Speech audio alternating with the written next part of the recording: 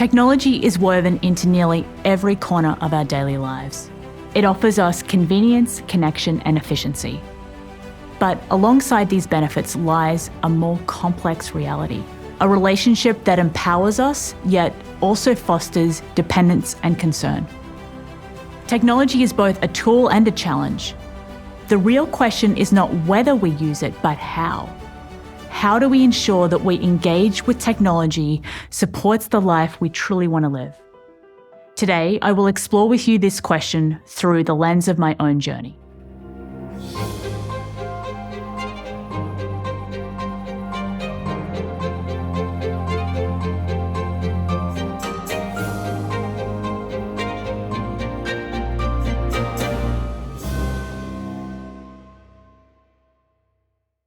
My name is Kathryn Jacobs, and this is my Oxford Talk. Let me take you back to my early 20s, that fun and carefree stage of life. We all know how that feels. But then, everything changed suddenly. I was involved in an accident that required major leg surgery. I was truly broken. But what once felt like a devastated injury quickly transformed into something far greater for me, an experience that truly would redefine my life. Now, if you've ever been through a similar experience, you know that rehab starts with a stationary bike, low impact, controlled, safe. But for me, this felt far too easy as an early 20-year-old, so I wanted something bigger. I came up with the boldest idea I could imagine: cycling across Africa. Cycling across Africa was raw. It stripped life down to its most fundamental elements. I felt the terrain, endured the extremes of the climate, and interacted with many local cultures. There was no high-tech navigation systems, just worn paper maps, the wisdom of locals, a healthy dose of intuition, and an ever-present sense of uncertainty. This journey was the beginning of something I had never expected. A road that has now stretched across 60 countries and more than 35,000 kilometers. A road, my road, that to this day I am still riding. My bicycle and I have been through some of the most breathtaking landscapes I could ever have imagined, from the red glow of the sunset over the Ethiopian mountains to the eerie stillness of a desert sandstorm in Uzbekistan, to the endless expanse of the steppe in Mongolia. For me, this journey has never been about ticking places off a map. It's been about something much deeper. The world has transformed over these last 20 years. I've witnessed it firsthand.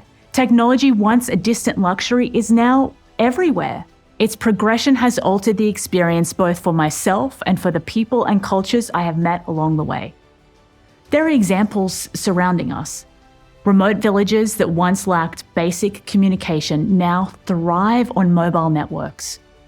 Solar power lights up homes in off-grid areas. Telemedicine connects patients in isolated communities. And we have all experienced this in our daily life. Just as a very simple question, what's the first thing you do when you wake up? Do you reach for your phone? That device that connects you to the world, news, notifications, messages, and an endless stream of content. Almost all of us do, and that's completely okay. But here's the question I've started to ask myself. Are we using technology, or is technology using us? In my professional life, I'm immersed in the latest technologies: automation, generative AI, digital twins, virtual realities. These are the tools shaping our future, making our work faster, more efficient, and more connected.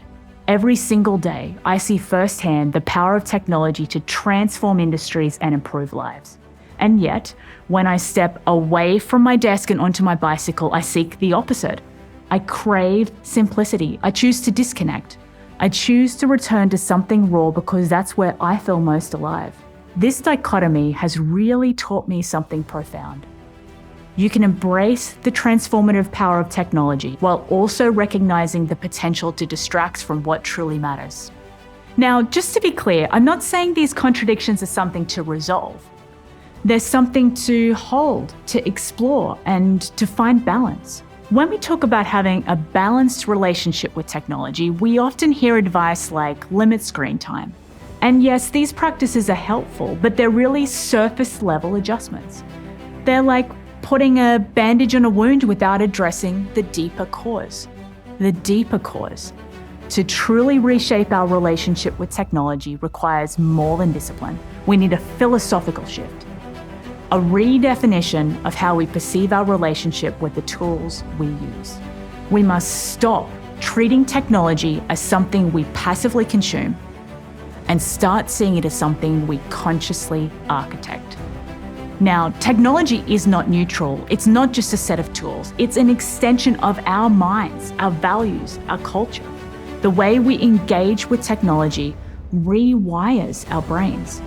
It changes how we think, how we relate to one another, and even how we perceive the world. And whether it enriches or erodes our experience depends entirely on how we integrate it into our lives. In the early days of my cycling adventures, I had to rely on instinct and on people.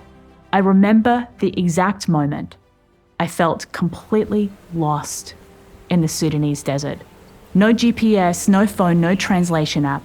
Just me in an extremely distressed position. And very luckily, I came across a family who brought me to their home, shared a meal, and helped me get back on track. Now, would GPS have made this easier to get out of this scenario? Absolutely. But would I have made that human connection? Would I have learned to trust in the goodness of people? Most likely not. Technology has subtly shifted that experience over the years.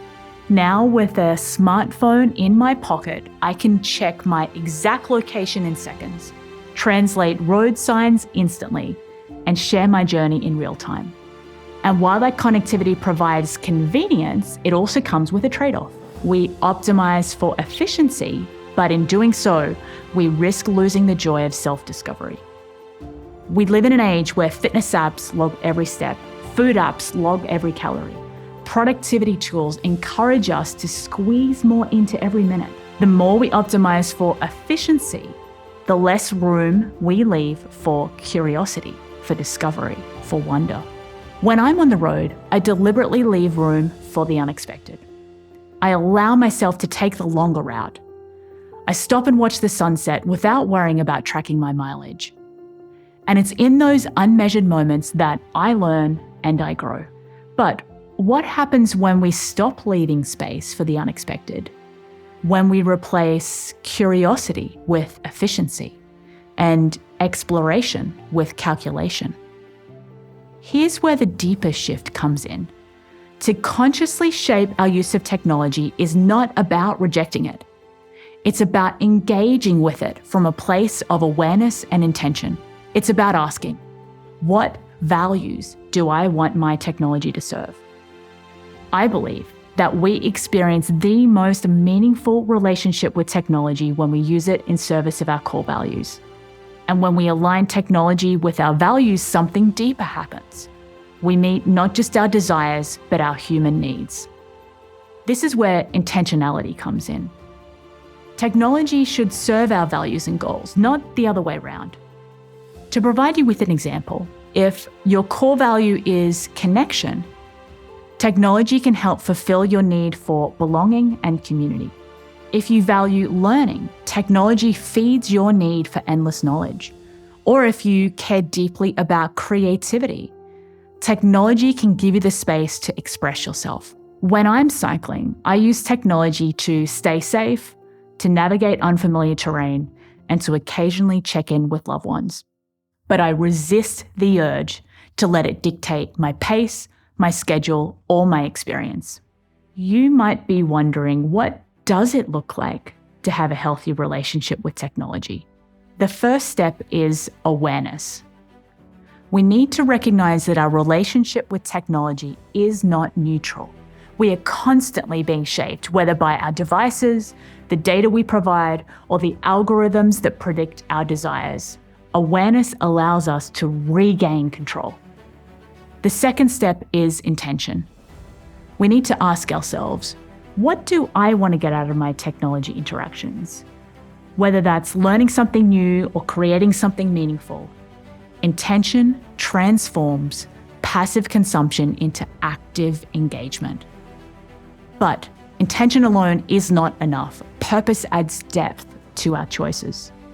So the third step is purpose. When you define your purpose before engaging with technology, you're no longer reacting to the endless pull, the scroll, the stream, the swipe. You're making deliberate choices. Purpose transforms distraction into direction. I've cycled through many places over the years, but one encounter stays with me. An old man in a small mountain village in northern Romania. We communicated as best that we could. He asked about my journey and he asked about the very fancy-looking gadgets on the front of my bicycle. It was my GPS. When I explained to him what it was, he smiled and simply said, "But do you still notice the road?" That question has stayed with me. The world has changed, the way I cycle has changed, the way I work has changed, but what has not changed is the need to be present, to live with intention, to embrace what's real, my road, the one I am meant to walk, ride, explore, and truly experience. And as long as I keep returning to the road, I'll keep asking myself the same question. Did I create space for something unexpected to happen today? Or was I too absorbed in technology to notice? So here's my invitation to you. Pause, reflect, and ask yourself this same question. The choice is yours.